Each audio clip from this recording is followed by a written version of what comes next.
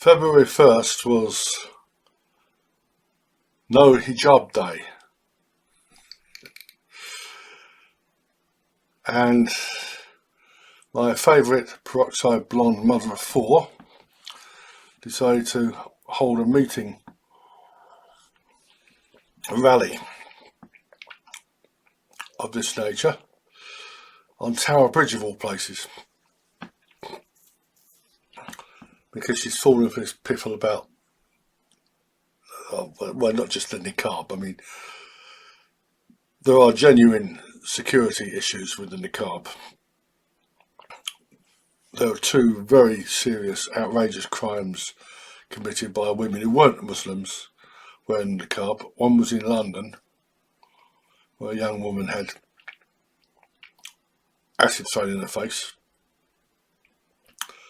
and another one in the United States, which involved the kidnapping of a young girl from daycare or nursery or whatever. And well,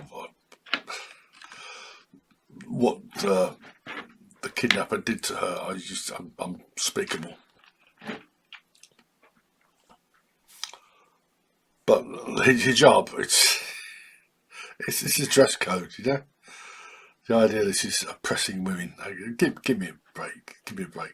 No Hijab Day was the brainchild of Yasmin Mohammed. Yasmin Mohammed is a nutter. When she was younger, she married a terrorist, and it went to her head. There were a lot of women like her.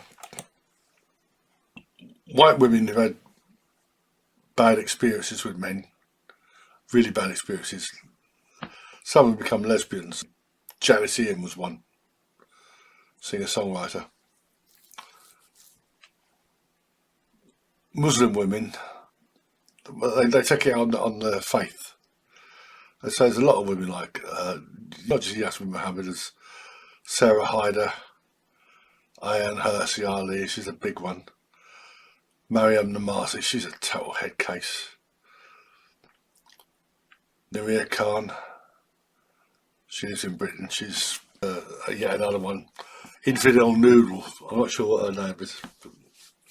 I know she's been identified yet, but Infidel Noodle, she's got a YouTube channel. She did have, haven't seen it for a while. As I told her, and I tell people, it's the 1% rule. They take a small group of people, well, not such a small group now, Taliban and these nutters in Afghanistan, and they project them to all Muslims. And it goes beyond that. Rupert Lowe is campaigning against halal. I mean, seriously? If you eat meat, animals have to die. That's the bottom line. There's a terrible business going on in Iran at the moment. But I've been to Iran. I was there in December 2006, and I saw ordinary women wearing hijabs. This is for you, Kelly. If I were to walk down Oxford Street topless, what would happen? Nothing in this weather. Well, nothing, but in this weather, people would stare at me. You know? If you were to do it, you'd very likely be arrested.